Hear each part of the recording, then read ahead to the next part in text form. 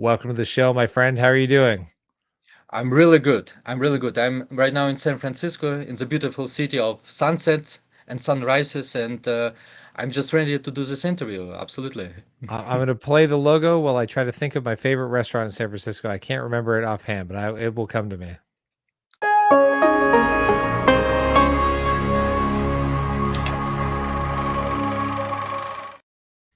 It's a Chinese restaurant, and it will come to me. I just have to think of it.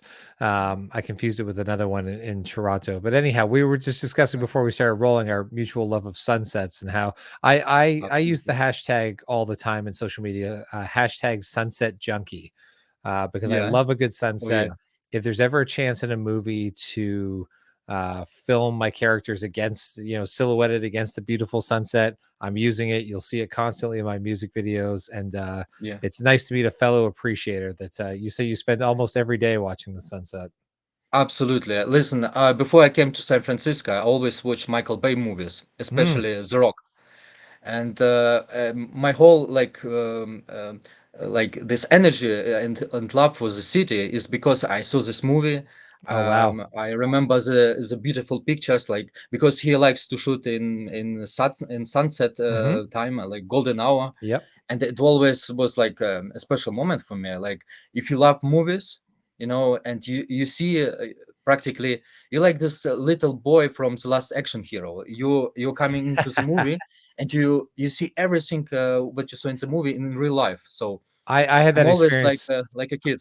I had that experience Yeah, moving to Los Angeles, where I drive around and just look over at a gas station, and be like, that's the gas station from this movie, like constantly like spotting absolutely. things, and like Yeah, it that's right. always like invigorates me with like new energy of what I loved about the movies as being a kid and being in Yeah, awe of sort of Hollywood, yeah. and then getting to go there. And New York City has that same vibe where I go, like, I saw the Ghostbusters Fire Hall one night when I was Oh walking my home God. from a Yeah, film festival, and I was just like that's a huge part of my yeah. childhood, and now here it is in front Absolutely. of me. There's something about it Yeah, to me that makes all dreams feel possible, just being sort of around the absolutely. energy of where greatness was created. Well, in the Rock, you must have gone to the expo center, then the outdoor.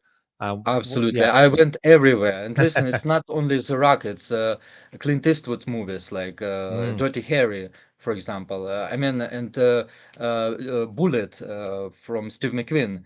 I mean, it's so much here. And the cool thing, everything is the same. Nothing has changed. All the houses, everything looks the same. yeah, Maybe maybe they maybe a look a paint little bit job or old. something, and that's it. Exactly, yeah. But So it's all the same. Yeah. hopefully this will be a good segue. Did you shoot Yeah. your short film that's on Reveal the Zone? Was that shot in the San Yeah. Francisco area? It was shot behind the Golden Gate Bridge. It Okay. was Yep. I don't remember exactly what it's called, but Marina area, I think. I'm not Yeah, sure, yeah, but yeah. yeah, It's failing me. It'll come to me. But so yeah, on the other side of the bridge, you have all of those, all of the greenery, and there's forest back there. So in your own words, tell the yeah. viewers what the zone is about. So the zone is practically. It's complicated to explain the whole story. People should watch the movie, and I don't want to spoil it. But it's practically about to face your fears. This girl Anna, who has to come back to her home village. Because her mom died, and her last wish was to put the ashes of the mother to the tree where her mother met her dad. And she comes there to do this thing with her boyfriend. And on the way back, they discover a nearby military zone, and that was close to the village where she was born. Yep. And her boyfriend, like, he decides to go into this abandoned military zone, and Anna doesn't want to do it. But what he doesn't know that Anna has a past with this place, because 12 years prior, her dad disappeared in this place, and nobody knows what happened. So everything what went wrong in her life, in Anna's life, was always like. Always had something to do with this place, with this military zone, with the zone. Hmm. And now she has to go inside. She decides to do it, even she doesn't want to do it, but she goes there with her boyfriend, and they discover practically what is this place. And in the movie you see that it's not a pretty place to be. But by the end of the story, She faced her fear. She knows exactly what happened, and she decides by the end to look forward in life and now to look back. So I like she has the like, yeah, I was gonna say I like the vibe of the movie reminded me of like what might have been the opening of an X-Files episode. They always start with a couple characters going in somewhere they I love shouldn't it. be, somewhere mysterious, Yeah, before Scully and Mulder would show up and help them solve what's happening. But yeah, yeah, it's just it's a great little piece because you've got uh, you've done it well. You've got the expand that location is fantastic. All the yeah, graffiti and the grit that's in there. You can't beat yeah. that. You could never pay on an independent budget to film to build No. all of that. So finding locations is always key. Did you find the location first and then write something around it? Yes. I like to go outside and have some Hmm. inspiration. I'm a really creative person, so sometimes I go there, and most of the time it's a really foggy place. Like when you go there, I don't know if you know the movie Stalker, Russian movie. I do Um, not. I do not. so it was like a little inspiration for this movie, but so when you go there, it's really moody. It's has a lot Hmm. of fog because practically the Golden Gate Bridge is most of the time closed with fog. Yeah. And this place was so interesting. I just knew I need to find the right story, and all the locations are close to each other, like the forest, the bunkers, Yeah. this fence, the old fence in the Yeah. movie, Yeah. it's all there. I did not have to build it or something. So and I finished an animation movie with one of my friends, Leonard, where a car drops from the sky, Hmm. and we worked on it like for a year or so. And I told him like I have this idea, like the story, like it's like the story is like a clock, but the story comes back to the place where it Yeah. started, Yep. and then the character changes. And I found this idea so interesting. So I wrote like a script after watching the movie Terminator 2, because there's a scene One of with a my fence. all-time favorite movies. And again, going back to seeing locations in LA, the first time I saw the LA Yeah, River, the storm drains where they yeah, have the motorcycle chase through, lost my mind. that's Yeah. right. And you remember this dream sequence where Sarah Connor hits Yeah. the fence and see herself in the past. Yeah, yep. So that was like I think I did not stole this idea. I would say it was an inspiration for one Absolutely. of the key parts of the movie. But from this, I kind of developed this story. Listen, James And Cameron was sued for stealing the idea for the first Terminator, so you're safe. You're safe being inspired by Terminator absolutely. 2. No, Yeah. listen, he is the reason why I'm doing this, all of this, like why I always had this love for movies, because I watch his movies. I don't know what's going on about his movies exactly. I don't know. I never was interested in Spielberg or someone else. Was always the Abyss, Well, he's Aliens, making the best I can sum it up is he makes amazing action movies, but have a Yeah, lot of heart. Where a lot of action movies, they kind of like the yeah, characters are almost secondary, that's and right, that's and right. he, Yeah, we hear about it all the time in the film industry now that we want strong female leads. I'm like, well, James Cameron's been doing that forever because absolutely. Yeah, yeah, Aliens, Rose and Titanic, even Jamie Lee that's Curtis right. in True True Lies. Lies, Yes, Sarah Connor and the Terminator movies. He's responsible for many of the best female leads and strong female leads absolutely. in Yeah, cinema. And yeah, and I think that's it. He just makes movies with heart. He makes very smart, unique action movies, but also like Terminator 2 is as much a drama as it is an awesome action sci-fi movie. that's And I right. think it's Yes. that perfect blend in a blockbuster that makes it work. So when you're making The Zone, how did you cast your two leads? How did you find your actors? I must say I did not have any team. Everything what was done by me. I did camera, I did script, I did everything, and I knew from the beginning like I'm gonna do it for nothing. And I went to SF casting and Craigslist to find actors. And by doing this, I did really every mistake there is. Practically, it was a good learning experience to make this movie for nothing. Like Yeah. for example, I began to shoot this movie like a couple months prior with other actors, Hmm. and it didn't work out. Like I saw, I have to do something. So I took a couple months off. Then I found Mirabelle and June, who don't have a lot of experience, but I Mhm. saw like they are really into movies. Like they have so much energy. They were so exciting to do this film. I told them like I cannot pay you guys, but let's do this. Let's have this experience together. So we did. We met and we decided let's do it. Yeah, from this point on, it was just about like to pay the transportation, like Uber Yeah. or like something else. So, I don't know what they used, but the whole budget went practically into like transportation. But I think, but otherwise, we just wanted to have fun. I think you're doing it right. You know, if you're starting out in your journey to make films and finding people who are equally excited and sort of on the Exactly. same level of starting their journey, there's nothing more Yeah. exciting to that. Like I every time I step on set, I love being there, but I'll Yeah. always miss those beginning years of just running around. Like I Mm, started as a one man crew, much like yourself, and yeah. I'll always miss that just absolute spirit of adventure of people where it's not a job yet. It's not about having to earn money to pay rent to by making a movie. It's just the spirit of going out Yeah. there and doing it. And really, the only way for anyone to get on the map and become a filmmaker is to do it. You know, Absolutely. you Yeah. can sit around Yes. forever, talk about the great script you have. You can sit around forever and talk about all these wonderful ideas you want to do, but you have to eventually get off the couch and go do it. That's right. So That's right. hearing what you're saying just always brings me back to like my own beginnings in it, and I think both these actors are great, and I hope they go on to do really wonderful stuff. When it comes to the music, how did you approach the music on a if you're Oh, making a film for no budget, how do you go about finding music for it?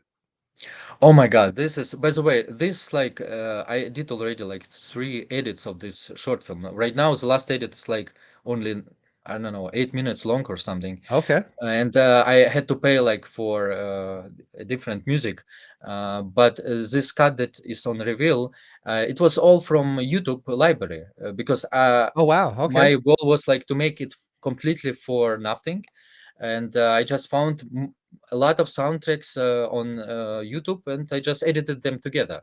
By the way, I did everything by myself. Maybe that's why it's not like a Hollywood quality, but Listen, I did what I you're could, you know? all that matters in film is the story good? Are the actors telling the story good?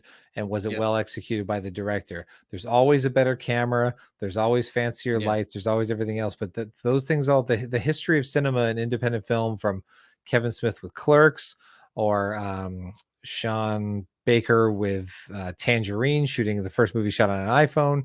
Just go out there and yeah, make your yeah, movie. yeah. That's all that matters. Absolutely. So I just want to explain to the viewers out there that might not be filmmakers, you're talking about using library music, which is music that Yeah, is already created by people and then put out either to license for free or you pay a small fee and you're able to use it. So you get this amazing cinematic music for your movie without necessarily having to hire a composer and go out there and do that. And that's one of the fascinating things in independent film now is there's all of these toolkits. There's music toolkits, there's special effects yeah, toolkits, there's sound effects toolkits, where we don't live in a world anymore where every filmmaker has to individually go out and create all of these things. that's You right. can buy or find free libraries and put your work together, and that's exciting to me because it means more people will have access to making movies because everything was cost prohibitive for years if you were shooting on film and everything else. And we do live in an amazing sort of, it's the modern wild west of entertainment where anyone Absolutely. Yeah. with an iPhone and a laptop can go out and make a movie. So when you're, you know, you're in the editing phase for this movie, um, did you have any challenges, you know, between what you wrote and what you shot? Anything you had to Oh, yeah. overcome in editing to make sense? You know, when you do a movie, you do it three times. When you write a script, when you do it, and when you edited it. Yep. And again, on the whole shoot, I did every mistake there is. And I always, I'm a perfectionist, and I really, when we did the movie, we shot about 5 days, and we really wanted to like get exactly the performance of the actors. I did a lot of tricks, and we did a lot of takes. I really went like full. Who does a lot of takes? Kubrick, Kubrick, and Fincher. Yeah, Fincher, yeah. exactly. So I went full Fincher. We did like 30 takes, sometimes even more. But everyone was so exciting about this product. Everyone wants to give their best. So we had a lot of takes that I had to cut in the end. And again, I saw that you can really change the movie just by putting a different music, just by cutting off a little scene where the actor just looking at the camera. It was so strange to me, like the movie changes completely. And I don't know if I did everything right, but sometimes you do a movie by a feeling. Like you watched your whole Hmm. life so many movies, you know exactly what you want to. Maybe it's not exactly the same like you imagined from the beginning, Yep. but this is what I did. I just I edited the movie. I cut the music to it. I changed the music. By the way, I did not use just the music from the library. I like made it a little bit slower or quicker, Mm. or combined multiple soundtracks together. Okay. And in the end, you look back and then say, okay, there's something, and you have to twitch there and there something, but in the end, you have a finished product, even if it takes a little bit That's the longer. exciting part is that inspiration of where you write it. You're right. You think it's going to be one way. You get on set and suddenly you look over and see something. You're like, oh, what if we shoot from this angle instead? And then Absolutely. actors bring great things to it, like, hey, I know Yes. my Yes. line says this, but if I said this, wouldn't that be a little more mysterious? And like in the, Absolutely. because they become the characters and they live with those characters longer than we have writing it sometimes, and they get a good instinct. So if that's, or a cinematographer says this is a great idea, or in editing you're like, I'm supposed to cut from this to this, but what if I put this shot in the middle and it changes the whole tone Absolutely. of everything? Or if I slow this shot down. And I think Yeah.